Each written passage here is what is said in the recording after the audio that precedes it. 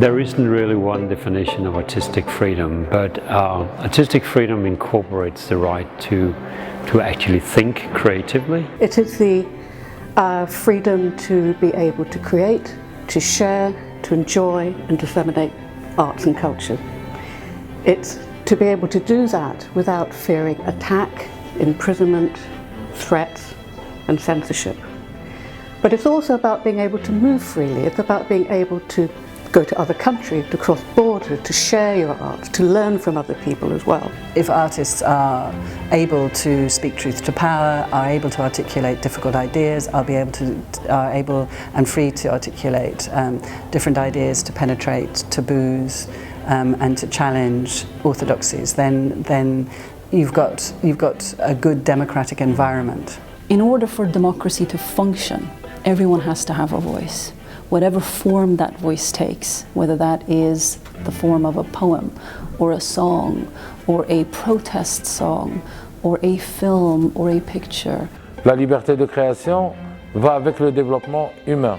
C'est les artistes qui se prennent cette liberté, c'est le fondement même du travail artistique pour pouvoir créer, poser des débats, des questions dans la société, de manière droite ou à droite ou maladroite, c'est le rôle d'un artiste.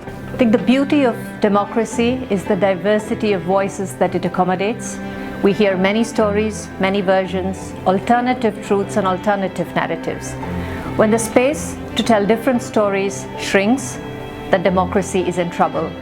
And this is where the artists, along with social workers, with journalists, play a very important role in bringing a diversity of perspectives to the debates of our times.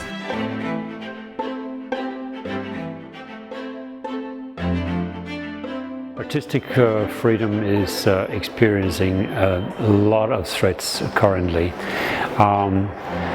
There are political threats to it. There are a lot of countries worldwide who do not respect whatever conventions they have ratified in regards to artistic freedom, freedom of expression in general. Everything from religious fundamentalism, which is destroying the spaces and the ability for artists to create freely, to political and state pressures, to corporate censorship. And one of the things that I think most people don't really recognize is also self-censorship. A lot of artists these days around the world, whether it's in the north or in the south, are doing a lot of self-censorship. And it's one of those issues that are really difficult to document because a lot of artists do not want to talk about it. Why do they self-censor? Well, part of that is because of increasing threats. Threats come through social media from anonymous people. It also comes from pressure groups who feel that they have specific rights and that those rights should not be violated. They are things like film certification, like galleries and theatres who won't put on controversial work because they fear either they're going to get an attack by an angry mob, or they're going to lose their funding, or they're going to lose their sponsors. I feel that when it comes to female artists, we face all the same resistance that our male counterparts do. And then on top of that, we also have to deal with the gendered aspect of it. And for example, many of our young girls aren't even allowed to participate in artistic expression and artistic and cultural activities just because they're a girl. Même quand il n'y a pas de liberté de création, c'est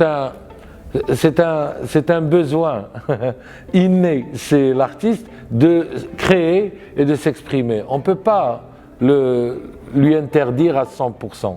Il va toujours créer et toujours s'exprimer de manière ou d'autre. This is where artists must meet governments and public sector officials.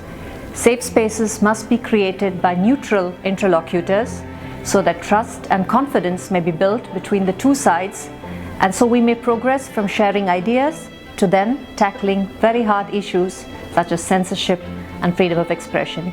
There is a long road ahead of us, but I think we must make the first step now.